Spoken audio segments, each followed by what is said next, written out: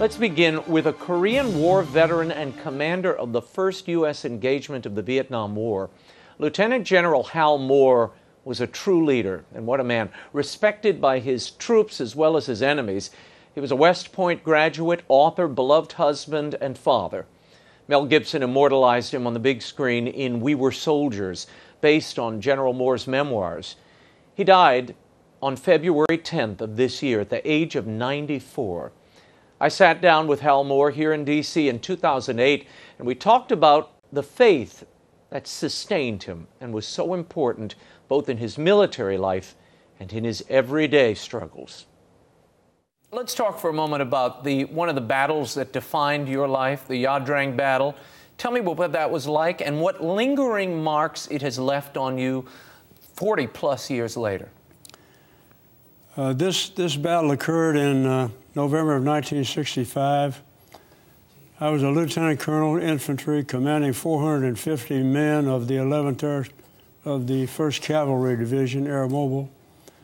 And we were ordered into the Drang Valley of South Vietnam, next to the Cambodian border, to find and kill a suspected large enemy force. The enemy was indeed there, and we wound up fighting for 3 days and nights nonstop against probably over 2,000 North Vietnamese regulars, well-armed, automatic weapons, and they were not afraid to die. I lost 79 of my precious men killed and 120 wounded, and none missing in action. One of my proudest accomplishments in 2 wars in Asia is that I have never lost a man prisoner of war or missing in action. I brought them all home. And that was a vow you made to those men. You vowed to them that you'd bring every one of them back, and you made them promise that they'd bring you back if you fell on that battlefield. That's exactly right. And you made good on that promise? Yes, that promise was made at a formation at Fort Benning, Georgia, before we went to Vietnam, and I promised my men I'd bring them all home. And I said, if I go down, I want you to bring me home, too. Let's talk for a moment about those men. I know they mean a lot to you. You get together with them, what is it, every Veterans Day? Well, we get together over Veterans Day, and also on occasion we have reunions during the year. My men in 1965 were a mixture of regular Army volunteers and draftees. Wow. So, in fact, probably over maybe 3/4 of my troopers were draftees. But they fought hard, they fought well for each other, and they were not afraid to die. I was born in a Catholic family in a small town in Kentucky. I was raised by Catholic teachers through the 8th grade by the nuns of St. Francis Xavier, by the Sisters of Charity. And then I went to St. Joseph's Prep School, run by the Brothers of St. Francis Xavier. I went to Mass almost every day. And then when I went to West Point, I was so dumb at West Point that the only reason that I got through West Point was going to Mass almost daily and praying to God to help me get through West Point. But I'm proud to say that I graduated at the top of the bottom 20% of my class. All right, that a boy. You were right there with me. We were in the same class. You had a Father Murdoch who was your spiritual director and kind of mentor at West Point. What influence did he have on you? My first week at West Point, I think I got there on a Wednesday. We reported in, and we were treated very sternly by the upperclassmen. I'll put it mildly. But on Saturday, after the inspection at noon, and at 1 o'clock Saturday inspection of ranks, we were formed as a group, and we were told that each of you now have an opportunity to go to a church of your choice. And we had a non-denominational chaplain, and we had a Catholic chaplain. And I chose to go to the Catholic chaplain. I was born and raised a Catholic. And I met Father Murdoch at that time. And I became very close friends with Father Murdoch all through my years at West Point. I was very dumb in mathematics, which was is based on West Point was based on mathematics in those days, and I had to study late at night till 2, 3 o'clock in the morning, and I went to mass every morning at 6:30, and that's when you had to fast the night before. You couldn't eat before communion, but I went to mass every morning at 7 o'clock, 20-minute mass by Father Murdoch, and that got me through West Point. And all through my life, I have tried to keep fresh in my mind that the whole purpose of life on earth is to qualify for life hereafter in heaven with our Father in heaven.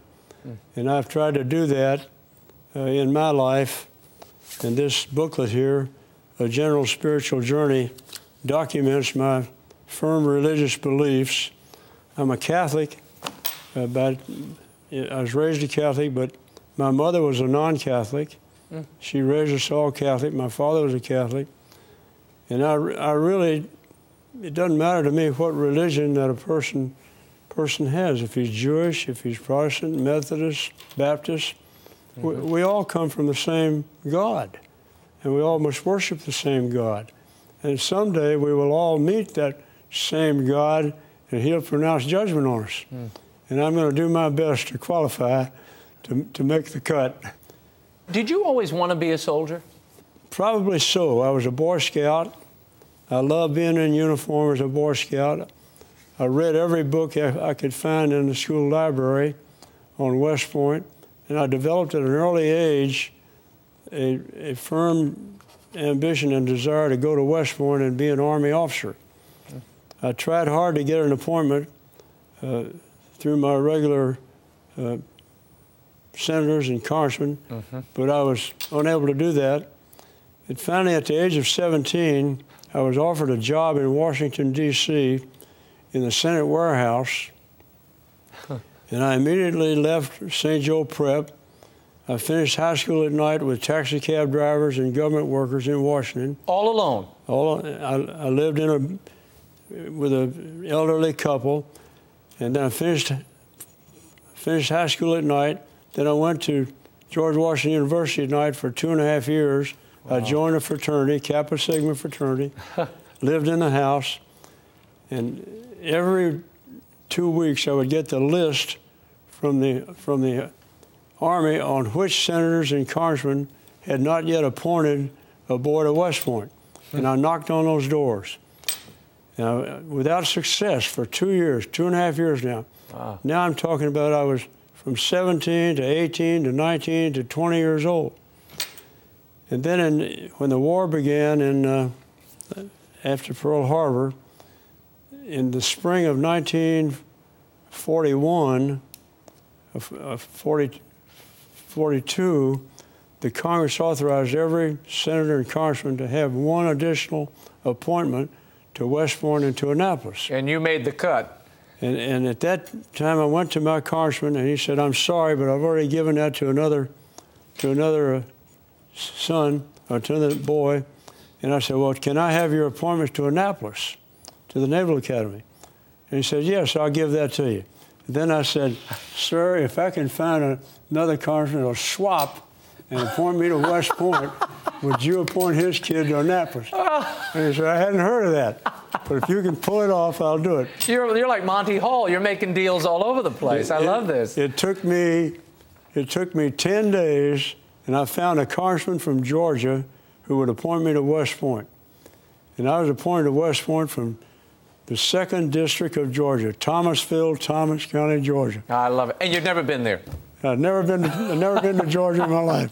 You know, I remember talking to Mel Gibson several years ago, and he mentioned that the first time he met you, you were praying, he heard you praying a prayer. And when he heard it, he completed the prayer along with you. And it was a prayer from Pope Clement the 11th. And I'll read this prayer. It says, "Discover to me, O my God, the nothingness of this world, the greatness of heaven, the shortness of time, and the length of eternity." And you say in this book, someone's asked you, "What business are you in?" And you say what? I tell them all, I'm in the business of eternity. And that's the business that I am in. and I hope I'm successful in that business personally. I want to share with people before we run out of time. You recently wrote an open letter. This was an Independence Day letter to America, and it was called A Pledge of Sacred Honor.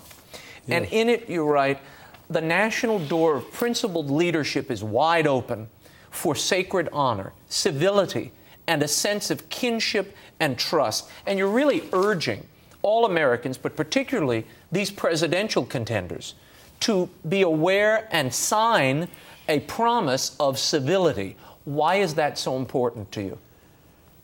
Whether or not they sign a paper advocating civility is irrelevant. It would be helpful if they did. But I'm convinced that any person, man or woman, running for public office should be civil towards their opposite numbers who are trying to beat them. Mm-hmm. I think it's very important. Civility is not only important in the political arena, but in day-to-day activities in all professions. Men and women should be respected and treated civilly, with respect. Well, sir, I would just want to say personally, you have not only spoken words that are inspiring and lead us, I think, in the right direction, but you've demonstrated them throughout your life. Happy Independence Day, and I thank you for being here again. Thank you.